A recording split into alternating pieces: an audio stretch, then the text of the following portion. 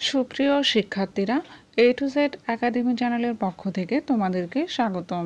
আজকের এই পর্বে অষ্টম শ্রেণীর জীবন ও জীবিকা বিষয়ের ব্যবসায়ের আইডিয়া বানায় এই চ্যাপ্টারটির ৬৭ পৃষ্ঠা থেকে আলোচনা করব। স্থানীয় বাজার পর্যালোচনা করে এখানে আমরা স্থানীয় বাজারে নিজ দায়িত্বে সাক্ষাৎকার গ্রহণের মাধ্যমে বেশ কিছু তথ্য পেয়েছিলাম। এখান থেকে যেসব তথ্য পাওয়া গিয়েছে সেসব তথ্য নিয়ে একটা ক্লাসরুমে ম্যাপ আঁকবো। তো এই ম্যাপের মাধ্যমে আমরা অনেক প্রশ্নের জবাব দিতে পারবো এবং এই ম্যাপের মাধ্যমে আমরা বুঝতে পারবো কি কি রয়েছে বা কি কি নেই, আর সেগুলো অভাব পূরণ করতে হলে কি কি লাগবে সে সম্পর্কে এখানে আমরা বিস্তারিত জানতে পারবো।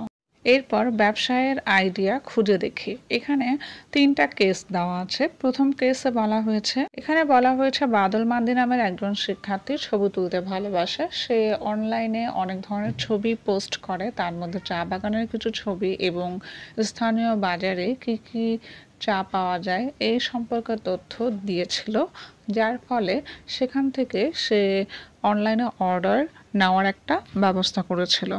এর উপর ভিত্তি করে সে তার ব্যবসা চালু করে। তো এর মাধ্যমে সে তার ব্যবসা প্রসার বাড়ায়। এখানে একটা খালি ঘর আছে যেখানে বলা হয়েছে বাদল মান্ডির ব্যবসার বিশেষত্ব সম্পর্কে এই জায়গায় লিখতে হবে। তাহলে আমরা উত্তরটা দেখে নিই। বাদল মান্ডি একজন তরুণ উদ্যোক্তা।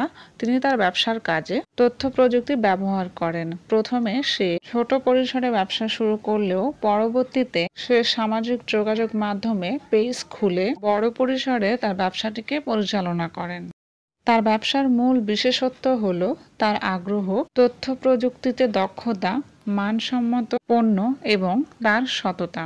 কেস নাম্বার 2-এ বলা হয়েছে সুনামগঞ্জের হাওর নামের একটি এলাকা আছে যেখানে শুকনা মৌসুমে ধান চাষ করা হয় আর বর্ষা মৌসুমে পুরোটাই পানিতে তলিয়ে যায়। তাই এখানে মানুষজন কাজ করতে পারে না, তাই কাজের খোঁজে অনেকে শহরে চলে যায়।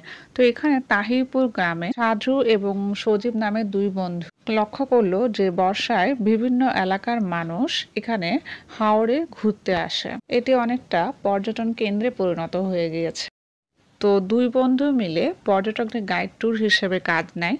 তারপর তারা একটা গ্রুপ খুলে, যে গ্রুপের মাধ্যমে তারা পর্যটকদের আরও সেবা দান করে। সেখানে আবার তারা কিছু স্থানীয় পণ্য বিক্রি করে থাকে। এইভাবেই তারা ব্যবসা কার্যক্রম চালু করে। এখানে বলা হচ্ছে সাজুদের ব্যবসা সম্প্রসারণের কারণ, এটা আমরা পূরণ করব। সাজুদের ব্যবসায় সম্প্রসারণের মূল কারণ হচ্ছে গ্রাহকের চাহিদা বুঝতে পারা এবং সেই অনুযায়ী তাদের সেবা প্রদান করা। সাজুরা যেই এলাকায় বাস করে সেই এলাকা বর্ষার সময় পানিতে ডুবে যায়। এর ফলে এলাকার মানুষজনের কাজ করার তেমন সুযোগ থাকে না। তাই তারা হাওরে উৎপাদিত পণ্য পর্যটকদের কাছে উপহারের জন্য উপযোগী হয়ে উঠেছে। আবার এই পণ্য অর্ডার করার জন্য তাদের অনলাইন সেবা প্রস্তুত আছে। এই সুযোগে তাহিরপুর হাওর পর্যটকদের আকর্ষণ কেন্দ্র হয়ে উঠেছে।